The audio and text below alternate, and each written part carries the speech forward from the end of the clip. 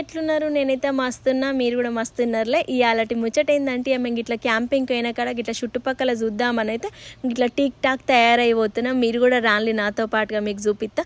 ఇదైతే మేము ఉండే ప్లేస్కి మస్తు దగ్గర ఉంది. ఇట్లా చెట్లకి వెళ్ళి నడుచుకుంటావో ఒక మంచి ప్లేస్ అయితే కనబడ్డది.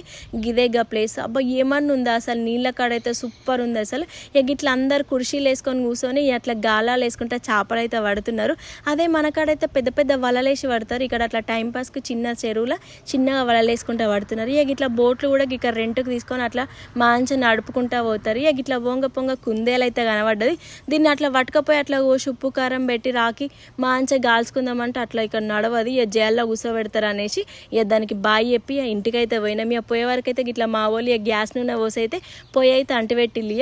బగ్గుమనైతే మండింది. అగ్గ అయితే మస్తు అంటే మస్తు ఎంజాయ్ చేస్తున్నాం మేమైతే. ఇట్లా మండిన తర్వాత చికెన్కి ఉప్పు కారాలు అలా అలా రాకి మంచిగా ఇట్లా కాల్చుకొని అయితే తింటున్నాం. ఇట్లా కాల్చుకున్నాం. మంచిగా పన్నీరు చికెన్లు అన్నీ కాల్చుకొని తింటున్నాము. మీకు నచ్చిందా వీడియో? మరి నచ్చితే ఏం చేయాలి? మన ఛానల్ అయితే సబ్స్క్రైబ్ చేసుకోవాలి. మళ్ళీ నెక్స్ట్ వీడియోలో కలుస్తా. అంతవరకు బాయ్.